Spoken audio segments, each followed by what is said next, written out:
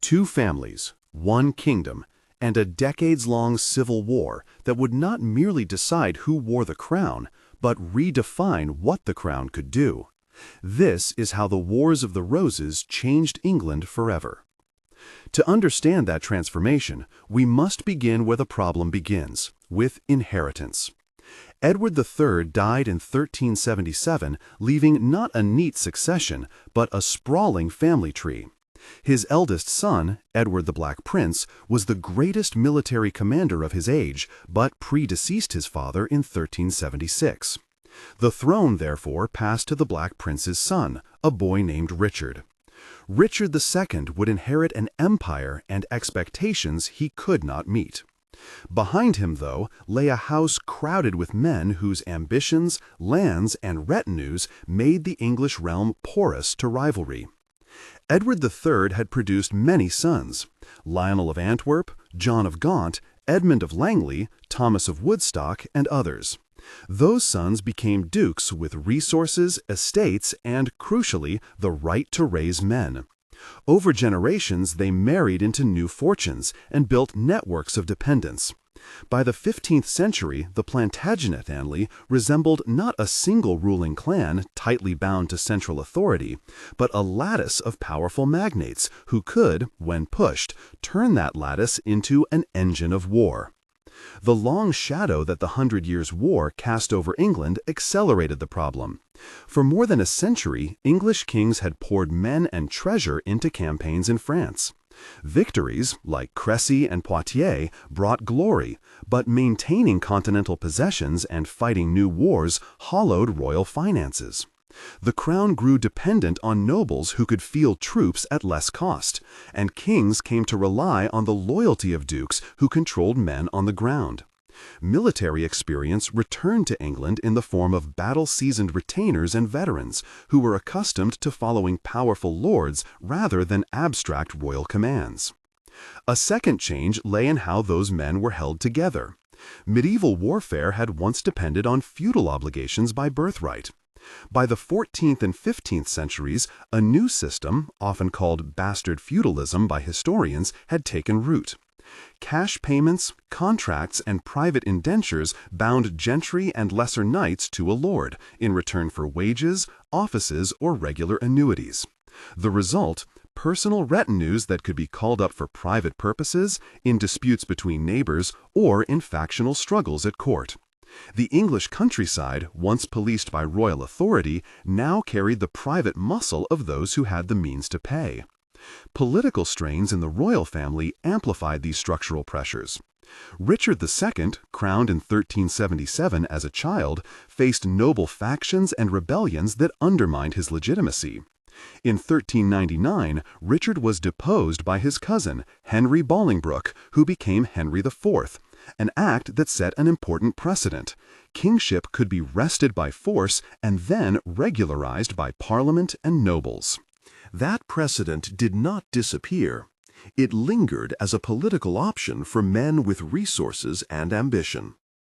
The Lancastrian dynasty that followed, Henry IV, Henry V, and Henry VI, would demonstrate both the resilience and the fragility of royal authority. Henry V's reign, 1413 to 1422, returned England briefly to martial glory, his victory at Agincourt becoming legendary. But victory masked deeper problems. When Henry V died in 1422, he left an infant son, Henry VI, who would rule in name from the cradle while regents and nobles exercised real power. The minority government managed an empire on the continent and court rivalries, but the stresses accumulated. Finances were stretched, governance depended on elite cooperation, and local magnates grew more assertive. Henry VI's adult reign exposed these structural weaknesses in sharper relief. Born in 1421, crowned in both England and France as a child, Henry's personality and reign have been the subject of much debate. He was devout and pious, not a natural commander in the mode of his father. Episodes of mental incapacity, most notably a collapse around 1453, left him ineffective at critical moments. His queen, Margaret of Anjou, was energetic and ruthless in defending Lancastrian interests, but her presence and actions intensified factional feeling rather than resolving it. When the king could not command the assent of his nobles, those nobles began to set terms among themselves. Two rivalries became central. On one side stood the Lancastrian establishment, dukes like John Beaufort, later Duke of Somerset, and great families such as the Percys and Cliffords, who had been prominent supporters. On the other stood the Yorkist faction, headed by Richard, Duke of York. Richard of York was not a marginal noble. He could claim descent from Edward III through both male and female lines. And after the 1440s, he increasingly presented himself not merely as a leading magnate, but as a potential alternative source of royal authority. His grievance was not only personal, it was structural. If the king could not govern and his household could not supply good government, then the argument that another branch of the royal family might step in gained traction. Explaining York's claim requires a brief genealogical map. Edward III's sons gave rise to several lines. The Lancastrian kings descended from John of Gaunt, the third surviving son. The Yorkists traced their authority through two strands. The male line descending from Edmund of Langley, Duke of York, and, more importantly for dynastic seniority, through descent from Lionel of Antwerp, an older son of Edward III, via the Mortimer family. Some contemporaries and later chroniclers argued that the Mortimer descent offered a superior claim by blood, though the legal and political weight of such claims was far from settled. The key point is not who was absolutely rightful in a modern legal sense, but that multiple, plausible lines of claim existed, and that power would be decisive in pressing those claims. As York's influence grew, the court became a battlefield of appointments, marriages, and patronage. Offices, sheriffdoms, stewardship, wardenships were handed to loyal retainers. Land and title were the currency of loyalty. Losing a wardenship could mean losing income and influence. Those practical stakes turned court politics into potentially lethal rivalry, because the people who lost out could also, in the countryside, raise men to redress grievances. If you love deep dives on the turning points of history, subscribe now. This episode is brought to you by Conqueror. If you've ever wondered what it takes to manage alliances, command armies, and secure a legacy, Conqueror places you in the boots of medieval rulers. Strategy, diplomacy, and the occasional brutal decision. Use the code in the description to get a starter pack and support the channel. Now, back to the fight for England. By the mid-1450s, simmering grievances and the structural shifts we've described collided with a specific trigger: the king's incapacity and the maneuverings of men who saw opportunity. Local feuds and national politics converged. Regions like northern England had their own fault lines, Percys versus Nevilles, and those rivalries could be mobilized for national ends. The result was that a quarrel over appointments in the royal household could become a military encounter with banners and casualties. This is the context in which the first formal armed clash between the factions occurred. On a spring day in 1455, lords gathered on different sides of an issue about patronage, honor, and power. The skirmish that crystallized into the First Battle of St. Albans was not merely a fight for positions. It was a public test of authority. If a king could not disarm his magnates, or if a magnate could seize his opponent in the name of restoring order, the monopoly of violence the crown claimed was in danger. All of that said, the causes of civil war are never purely structural. Personality mattered. Fierce men with grievances and wounds that could be pressed into political capital. Motive mattered. The defense of honor and property, but also the pursuit of glory and the desire to settle old scores. And timing mattered. Seasons of harvest and taxation, the presence of veterans, and the ebb of royal authority. Together, they produced a combustible situation. It is useful at this point to pause and consider what war meant in 15th century England. The battlefield was an extreme concentration of the same relationships that ordered everyday life: lord and retainer, oath and obligation, payment and reward. The longbow, perfected during the Hundred Years' War, remained a decisive weapon. A well-trained body of longbowmen could unmake cavalry charges. Infantry, disciplined and massed, could hold ground against mounted knights. Armor and plate had become more effective, but the combination of missile troops, close combat men-at-arms, and, increasingly, early forms of gunpowder artillery made fights more lethal. That same lethality, when applied domestically, meant that political disputes could claim far more lives than earlier feudal quarrels. The social footprint of that fighting was profound. Armies marching across the countryside disrupted harvests, requisitioned supplies, and left civilian populations exposed. Captured estates changed hands, and land confiscations after a victory could create waves of dispossession and local unrest. For the gentry and lesser nobility, the cost could be ruin. For the peasantry and artisans, war often meant flight, famine, and violence. Contemporary chronicles and later records suggest that towns and villages near battlefields suffered immediate damage: burnt stores, displaced families, disrupted markets, and that these shocks had ripple effects for years. At the national level, the Wars of the Roses would prove a watershed for the relationship between the crown and the nobility. Two long-term mechanisms explain why. First, the repeated cycles of conflict revealed the danger of large, semi-autonomous magnates with private armies. England's rulers and their advisors learned painfully that a polity in which great lords could mobilize private forces at will was unstable. Second, the dynastic stakes, claims to the throne itself, raised the costs of conflict. When the defeat of a rival meant the confiscation of titles and lands and, sometimes, execution for treason, the victors could use the instruments of government to reshape the structure of landholding and power. But immediate lessons were not clear in the 1450s.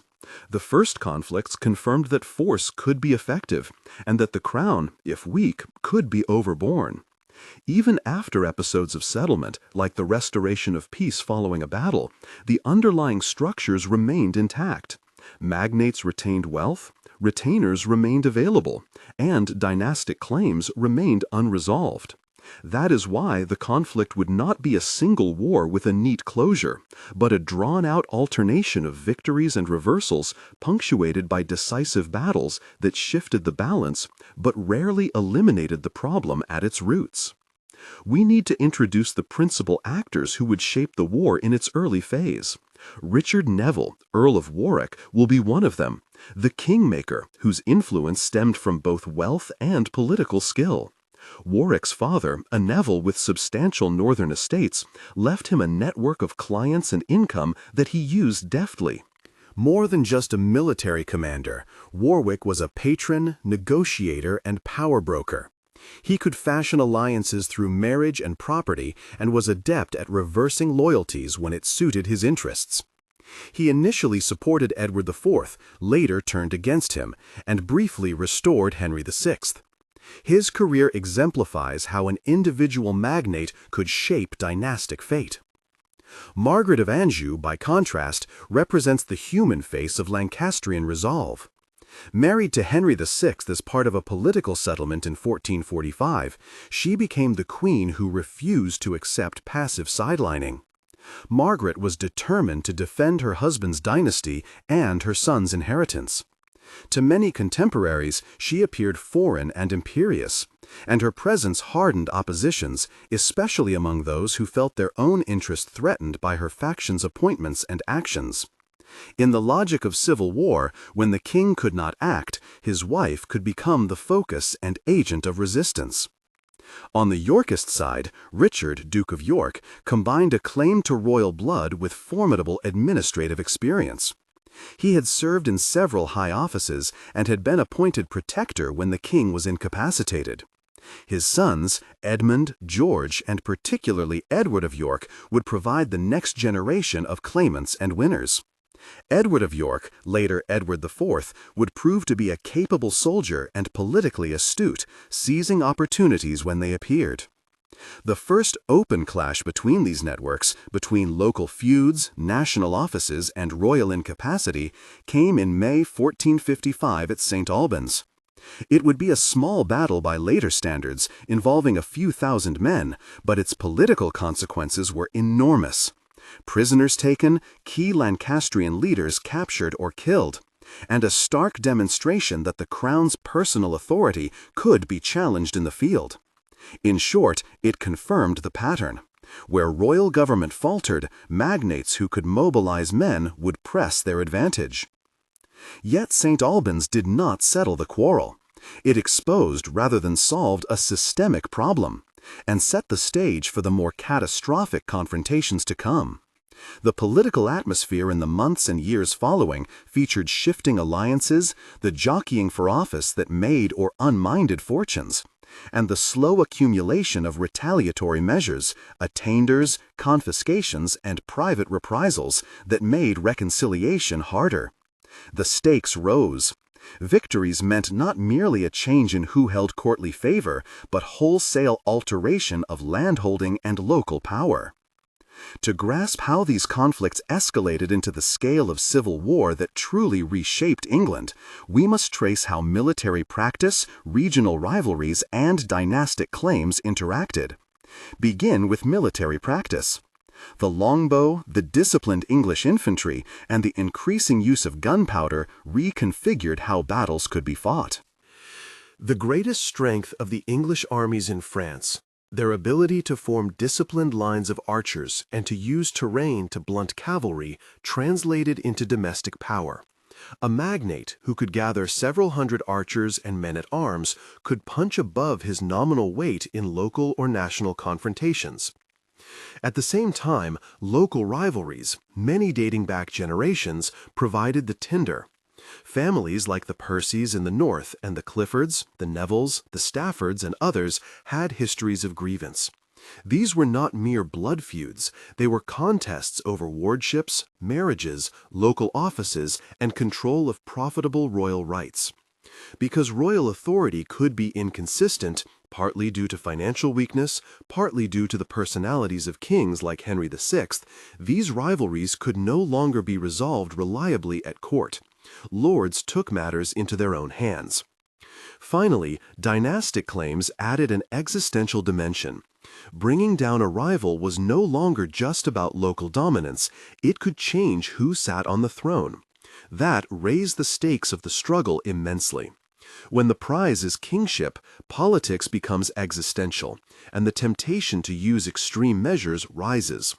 Men who might accept losses in local disputes would be less willing to compromise when defeat meant attainder, forfeiture, and possibly death. Readers or viewers should note that historians still debate how much of the conflict was structural and how much was contingent on personalities and chance. Some argue that the Wars of the Roses were the result of long-term structural decay. Royal finances, military change, and the breakdown of customary mechanisms of loyalty. Others emphasize contingency, the particular incapacity of Henry VI, the particular ambitions of men like Warwick, and the particular alignments of families in the North and South. The truth is probably a blend. Structural weaknesses create the conditions for conflict. Individuals turn those conditions into action. Even so, the pattern that emerges by the mid-1450s is clear. Political contention is increasingly settled by force.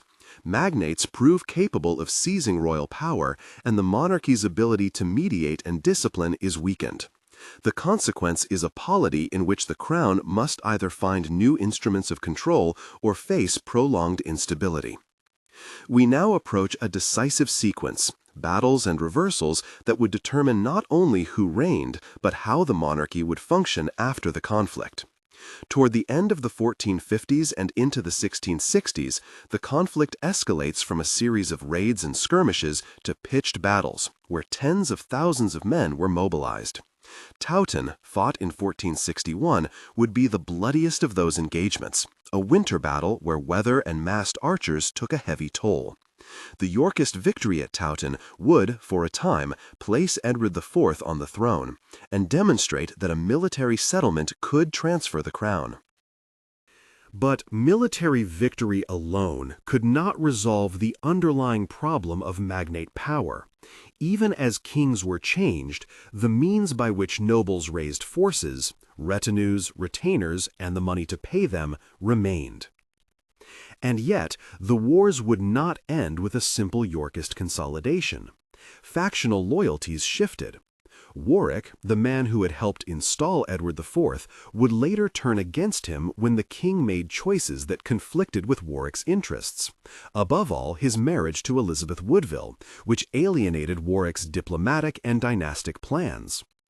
Warwick's defection and his temporary restoration of Henry VI in 1470 show how fragile any victory could be when a single magnate retained the means to upend a king. This oscillation deepened the crisis. It was not enough to win at Towton or Barnet. The wars became episodic, brief resurgences of Lancastrian hopes, Yorkist restorations, short-lived reconciliations, and new rounds of purge and confiscation. Each shift required legal reinforcement, parliamentary acts of attainder, redistribution of lands that further centralized some functions of government while also concentrating grievances. The cycle hardened the idea that political change could be made permanent only through legal manipulation backed by force. By the time the conflict reaches its endgame at Bosworth Field in 1485, history will show a very different England from the one that existed in 1377. But we are not yet at Bosworth. Before that final confrontation comes a crucial set of events and actors. Warwick's role as kingmaker and breaker, Margaret of Anjou's fierce defense of her husband and son, Edward IV's tactical brilliance and eventual overreach, and the social aftermath of battles like Towton, Barnet, and Tewkesbury. Each of these will move the story forward in a way that cannot be captured by single victories alone.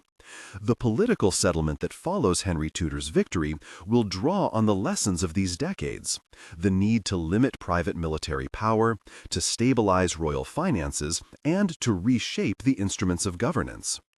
But for now, as the mid-1450s settle into a pattern of contest and reprisal, the crucial question is not yet who will wear the crown, but what wearing the crown will mean in the future.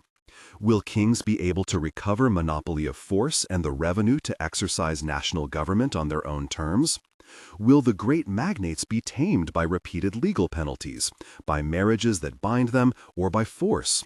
Or will the kingdom fragment into perpetually warring territories under powerful families? The immediate answer lies in a sequence of battles and political maneuvers that will test each of those possibilities. In the weeks after St. Albans, the country moves toward an escalation. Lords must muster, retainers must be paid, diplomatic channels flourish with offers and counteroffers. Men who have spent years building retinues now face the practical problem of sustaining them in long campaigns. Money must be raised, grain procured, alliances secured. For the common people, the reality is simpler and grimmer. Fields lie fallow, markets grow scarce, and local justice is uneven as magnates enforce their will. When England finally breaks into the larger pitched battles of the 1460s, the results will be dramatic. Victory will bring kingship but also responsibility, to reward followers, to punish opponents, and to govern a realm scarred by years of war. The way winners choose to distribute spoils will shape political settlement. The way they reform or fail to reform institutions for raising revenue and policing the realm will determine whether England remains prone to renewed conflict. This is the hinge of the narrative, not just who wins the crown in a given year, but whether the mechanisms of governance adjust to make such seizures of power less likely. The answer will come gradually, through the alternation of violence and settlement, through the creation of precedents and statutes after the smoke of battle clears. The Tudor settlement that follows Bosworth will reflect lessons learned in blood. A more secure royal household, a recalibrated nobility, new fiscal measures, and administrative centralization. Changes that, together, will shift the balance of power away from the great magnates and toward a stronger, more administratively capable monarchy. For now, however, the stage is set for escalation. Men with plausible claims, war-hardened veterans, and powerful regional networks are ready to contest the crown's authority again and again. In the coming episodes, we will track the decisive battles, Towton, Barnet, Tewkesbury, and the political turns that followed, examining how each moment not only decided who wore the crown, but also nudged the kingdom toward a different model of rule. Before we move to those battles, there is one final background that must be understood: the international web in which English politics was embedded. France, Burgundy, and Scotland played more than bit parts. Burgundy, controlling the Low Countries, provided sanctuary, subsidies, and mercantile connections that could bolster one faction over another. France, for its part, watched the English breakdown with interest. The loss of English territories on the continent by 1453, culminating in the end of English possession in much of France, meant both a political embarrassment for the crown and a return of soldiers and officers to England who might be mobilized by ambitious lords. Scotland, always a thorn in the north, sometimes diverted royal attention or offered sanctuary to exiles. These external actors turned internal English disputes into diplomatic chess games, where marriage ties, trade interests, and military subsidies all mattered. So the scene in England in the mid-1450s is not isolated. It is a political arena connected to continental diplomacy and trade, full of men who have fought abroad and who know how to translate battlefield success into political capital. That transnational context made the English civil wars not only an internal crisis, but a European one, a reason why foreign rulers tracked events here with keen interest. We are now on the cusp of the next phase, the rise of Edward of York in full command, the deadly confrontation at Towton, Warwick's dramatic reversals, and the successive purges and restorations that will make the mid-1460s a time of decisive movement. But before we go there, remember the thread that ties these episodes together. Each battle and political turn matters because it moves England away from a decentralized, magnate-ruled polity toward a different kind of monarchy, one that, in the long run, will centralize authority, reorganize finances, and reduce the independent military power of great lords. The wars will not produce that outcome in a single year, but they will produce the conditions for it. May of 1455 closed on an England in which the first shots of dynastic conflict had been fired. Lords returned to their estates to marshal forces and test loyalties. Courtiers whispered of attainder and pardon. Neighbors calculated where their own security lay. In the fields and towns there was fear and uncertainty. Above all, the question hung in the air like a drawn bow. Could the crown be restored to uncontested authority, or had the seed of decentralized war been sown so deeply that only a new political order could cure it?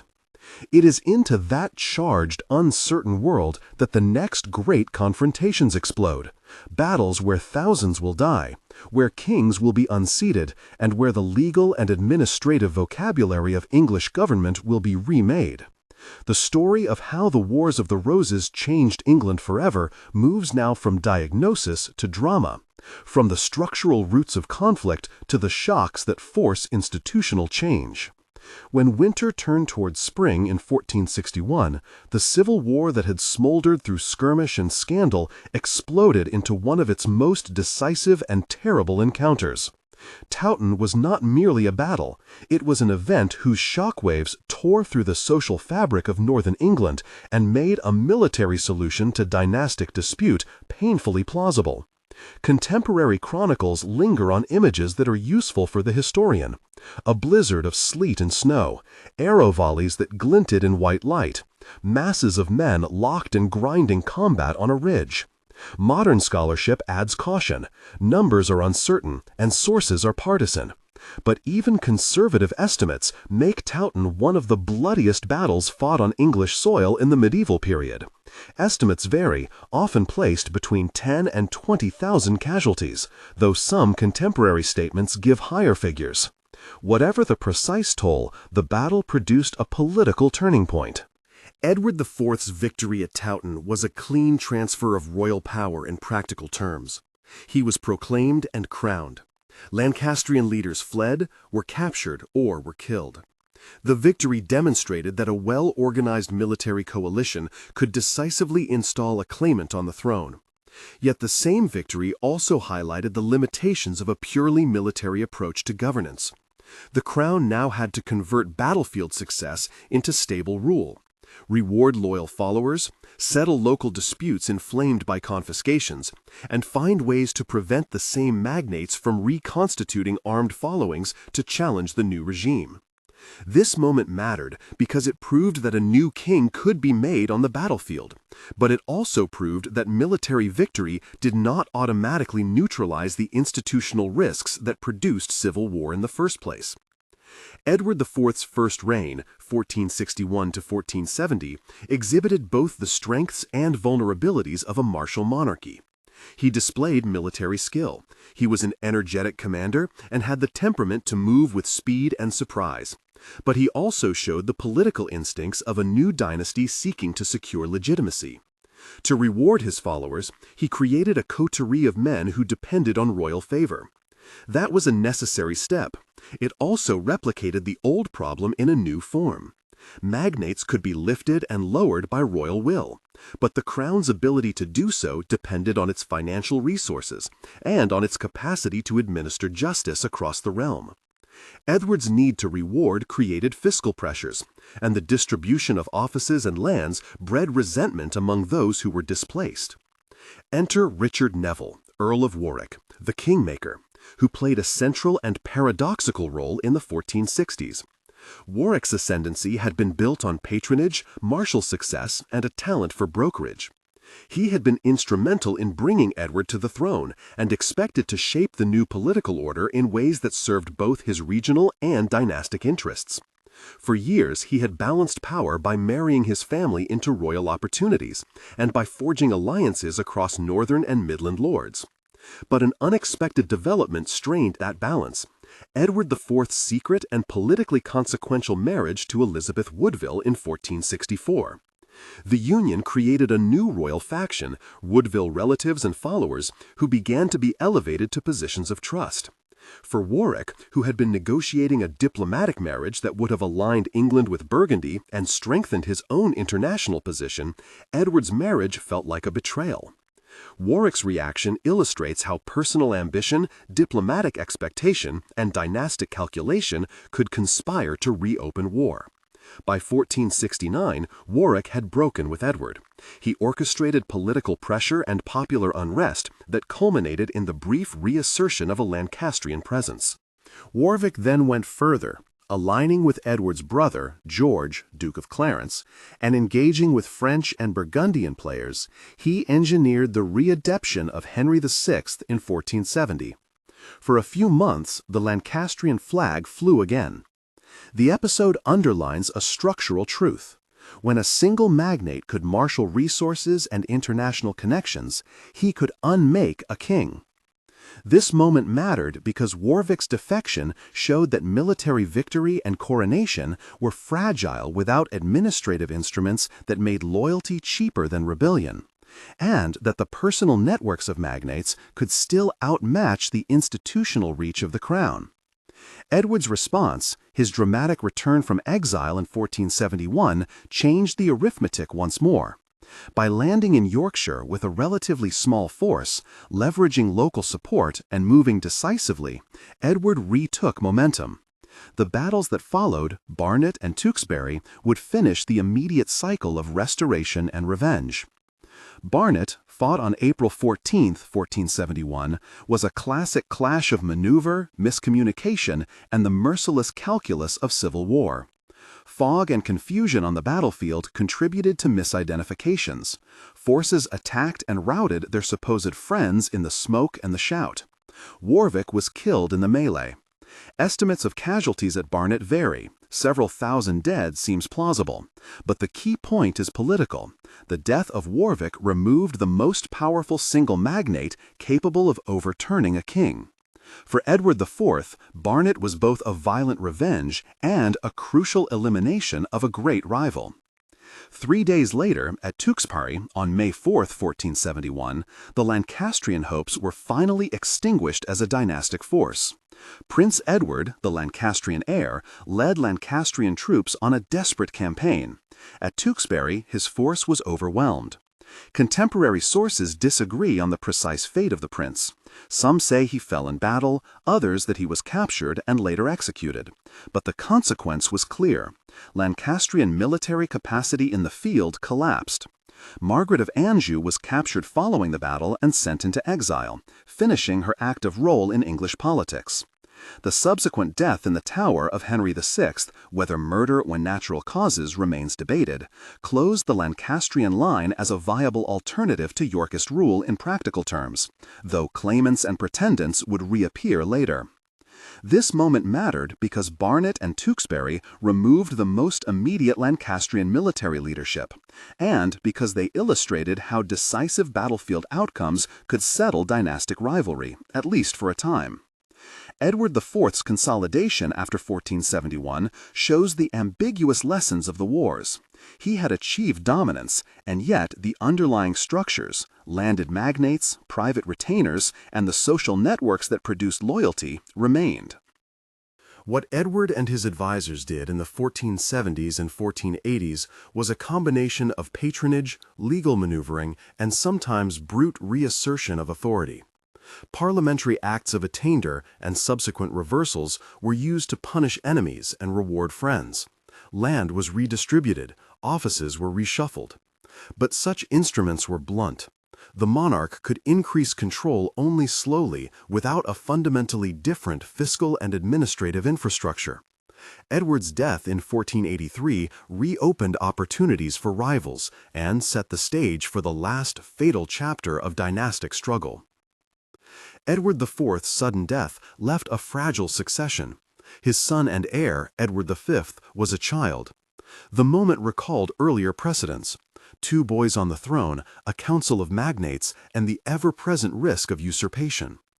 Edward's brother, Richard, Duke of Gloucester, moved swiftly. Whether his actions were driven by a succinct plot for power, by genuine concern for the realm, or by a mixture of motives remains contested among historians. What is certain is that Richard seized control, declared himself protector, and then king, becoming Richard III. The removal of Edward V and his brother from the public stage, the so-called princes in the Tower, became one of the most enduring and controversial mysteries of the wars. Some contemporaries accused Richard of ordering their deaths. Others argued that other agents or circumstances were responsible. The evidence is inconclusive enough that scholars continue to debate the matter. What the episode did accomplish politically was to render Henry Tudor's later claim partly moral. The alleged disappearance of the princes delegitimized Richard in the eyes of many contemporaries and later readers. This moment mattered because it revealed how fragile dynastic legitimacy could be in practice. The public disappearance of heirs raised moral and political questions that would shape later allegiance choices and propaganda. Richard III's brief reign, 1483 to 1485, was marked by efforts to reform governance and to secure his legitimacy. He issued proclamations aimed at curbing abuses and at guaranteeing the rights of subjects. He sought parliamentary support. He attempted to cultivate legal and administrative authority.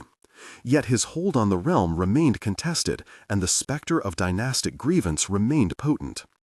Into this fraught environment sailed Henry Tudor, a Lancastrian claimant with a tenuous genealogical claim, but a powerful political tactic. Marry the surviving Yorkist heir, Elizabeth of York, to unite claims and end conflict by dynastic union. Henry had spent years in exile, gathering a small coalition of supporters, and in August 1485 he landed at Milford Haven in Wales, moving inland to seek recruits. The culminating moment, Bosworth Field, August 22, 1485, has the drama appropriate to a dynastic finale. a king falling in battle, banners streaming, and a claimant emerging as both warrior and political fixer.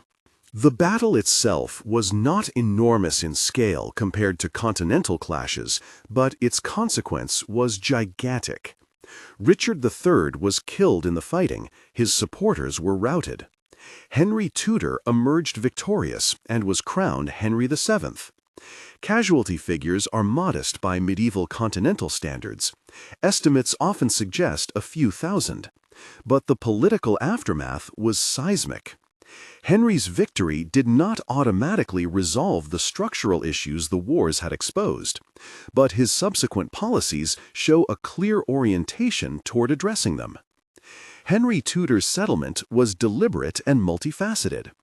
The marriage to Elizabeth of York in 1486 was a powerful symbolic act. It fused the dynastic colors and presented a public image of reconciliation. But Henry coupled matrimonial union with a set of concrete political measures aimed at preventing a recurrence of magnate-led insurrection. He made clear that he had won by force, but he sought to convert that force into durable political control through legal, fiscal, and administrative instruments. One tool Henry used extensively was parliamentary authority. He employed acts of attainder early in his reign to punish prominent rebels. But he also showed a willingness to reverse or moderate some attainders when restitution served political stability. He used bonds and recognizances, legal instruments that obliged nobles and gentry to promise good behavior under financial penalty, to tie magnates to the crown in a new way. These bonds were flexible instruments that enabled the crown to impose obligations without always resorting to permanent land confiscation. They bound behavior through the threat of financial ruin. This moment mattered because Henry VII's approach turned military victory into a program of political transformation. The new monarch recognized that the monopoly of violence could not rest solely on battlefield triumphs. It required legal and fiscal mechanisms that made rebellion costly and loyalty demonstrably beneficial. Henry's financial policies also mattered. He inherited a crown depleted by prolonged conflict. He avoided major continental entanglements and focused on consolidating revenue streams at home, customs duties, fines, and efficient management of royal estates. His financial prudence and administrative tightening reduced the crown's dependence on the largesse of magnates for everyday governance. A stronger treasury meant the king could finance a standing court, pay trusted officers, and reward loyal followers without relying entirely on grants of land that might have to be reclaimed later.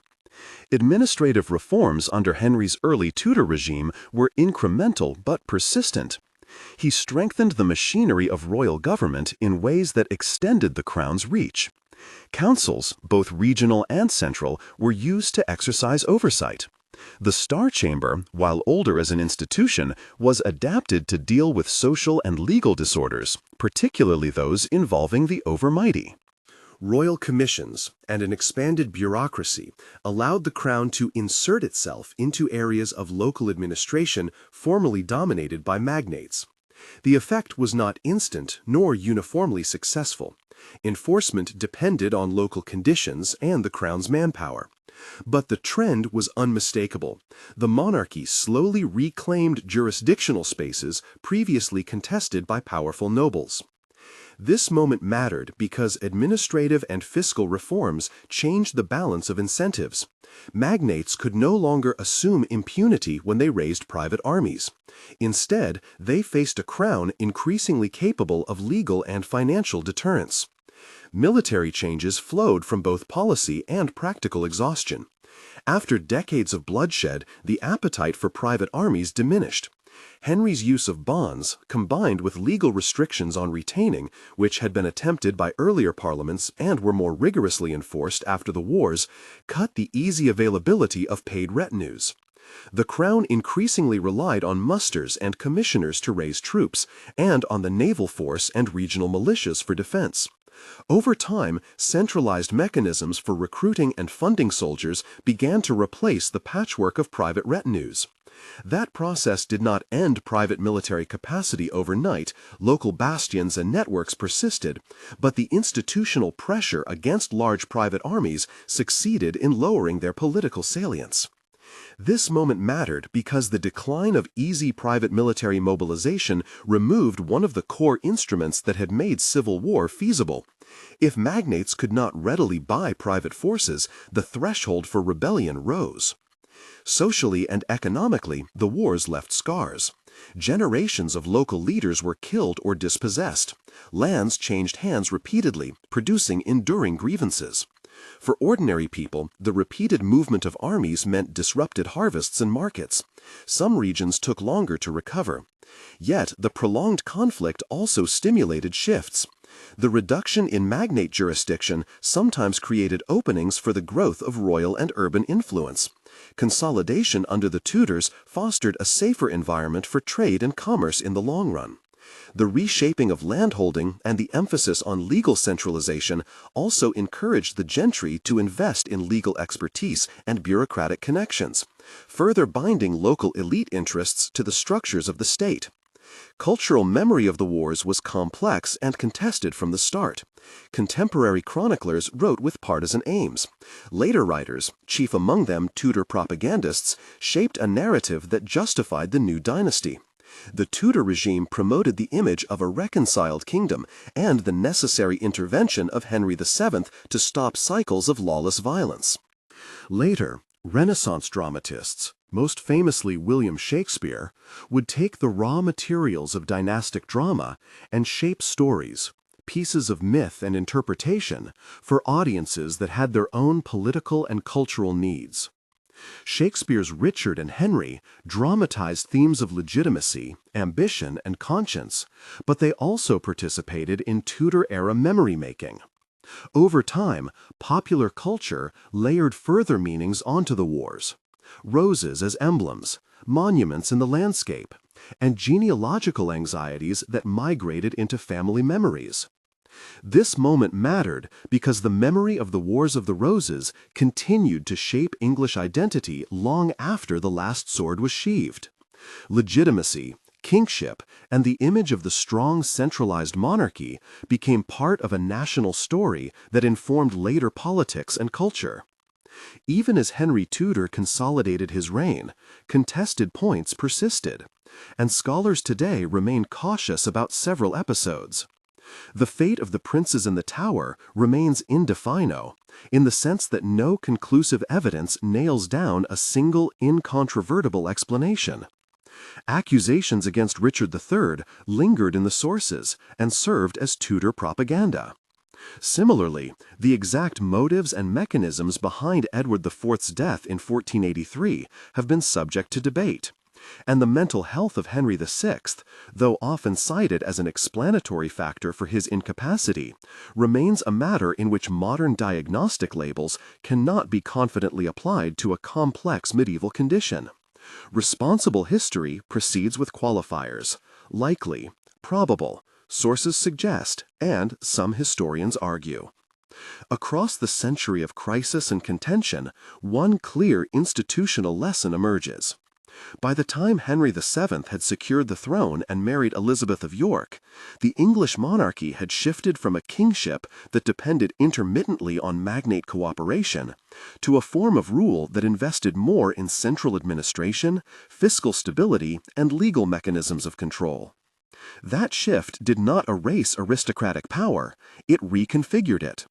The great families did not vanish, but were gradually made subject to royal prerogative and to institutions that could hold them accountable without the constant threat of private military mobilization. This is how the Wars of the Roses changed England forever. They exposed the dangers of a polity dominated by privately armed magnates and showed the costs of dynastic instability. The political trauma pushed the crown and its advisors to invent practical tools: financial centralization, administrative expansion, legal restraints on retaining, bonds and recognizances, that made the exercise of royal power more sustainable and less dependent on the caprice of individual lords. The revolutionary potential was not revolutionary in the modern sense. No instant bureaucratic takeover occurred overnight. Instead, a long, painful process of institutional adaptation followed, one that culminated in a Tudor monarchy better able to command resources, to police local elites, and to present a more unified public face of royal authority. Yet the human costs deserve sober attention. The wars devastated some regions, killed many noble heirs, and displaced countless families. For the lower orders, the war meant hunger, flight, and the unpredictable imposition of billeting and requisition. The legal aftermath, attainders, confiscations, and fines transformed economic fortunes and sometimes permanently altered family trajectories. The social consequences were not simply top-down political rearrangements. They touched commerce, marriage markets, legal culture, and local governance. In the longer cultural sweep, the Wars of the Roses generated a set of symbols and narratives that early modern and later English culture would reuse. The emblematic roses, white and red, became shorthand for dynastic division. Masonry and monuments, literature, and the courtly record preserved episodes that would be exhaustively reworked in later centuries. The Tudor narrative of deliverance, Henry VII as restorer of order, was political and did not render a neutral history. Historians, centuries later, have taken different stances. Some emphasize structural transformations in governance and economy, others highlight contingency, the role of personalities, and the near misses that could have produced very different outcomes. The balanced conclusion is that structure and contingency were intertwined.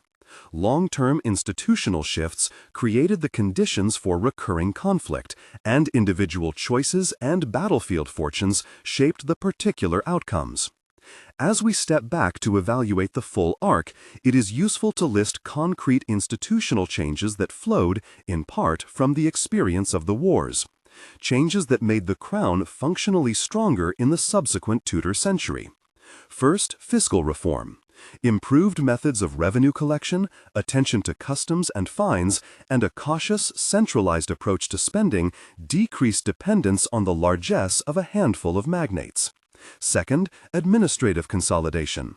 The Crown expanded the use of councils, commissions, and legal mechanisms to govern localities, making royal authority present where it had been intermittent.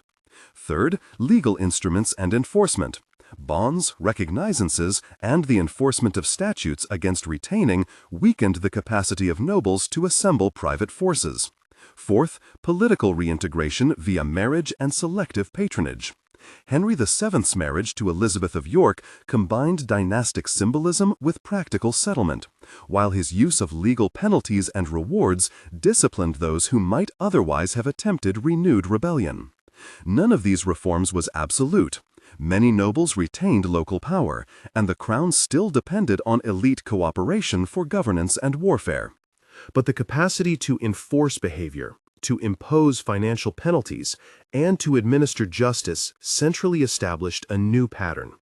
Over the 16th century, the Tudor monarchy consolidated these trends, benefited from a relatively ordered succession, and oversaw further developments, religious change, economic expansion, and imperial ambitions that would take England along new historical trajectories. The Wars of the Roses, in other words, were both culmination and catalyst. They marked the end of a particular medieval pattern of decentralized power and helped to produce the conditions under which early modern statehood could emerge. Finally, the Wars of the Roses remind us that political systems are fragile when institutional checks are weak, when great men can marshal private violence with impunity, and when succession rules are ambiguous. They also show how war forces societies to invent new arrangements, not just after military victory, but while rebuilding the economic and legal foundations of governance. The depth of change should not be overstated. Medieval aristocratic culture persisted, and the transition to modernity was gradual. But the essential contours of the English monarchy were transformed. Kingship became less dependent on the personal resources of the highest nobles and more dependent on institutional instruments, financial management, and a centralized administrative reach. To close this narrative with a concrete image, imagine a late 15th century English county where, a generation earlier, a great lord could summon several hundred retainers who answered him by pay and promise. After the wars and Henry's settlement, that same county might still have an influential noble, but his retainers would be reduced, his authority checked by royal commissioners, and his budget constrained by legal obligations. Courts and commissioners could now enforce a measure of order that, while imperfect, made large-scale private war far less likely. The crown had not eliminated aristocratic power. It had reshaped the environment in which that power could be exercised. The Wars of the Roses did more than choose a family to sit on the throne. They forced a rethinking of what the throne must be able to do to be sovereign. That rethinking about money, administration, law, and the monopoly of force produced the institutional legacies that shaped England's path into the early modern era. If this account has shown why these decades mattered, there are still rich avenues for deeper exploration. Detailed genealogies that trace claimants, granular studies of parliamentary statutes and fiscal records, and battlefield archaeology that refines our estimates of troop numbers and casualties. For viewers who want those technical deep dives, family trees, maps, and a timeline of parliamentary acts, there's a recommended follow-up video that unpacks the genealogical claims and key legislative measures in visual form.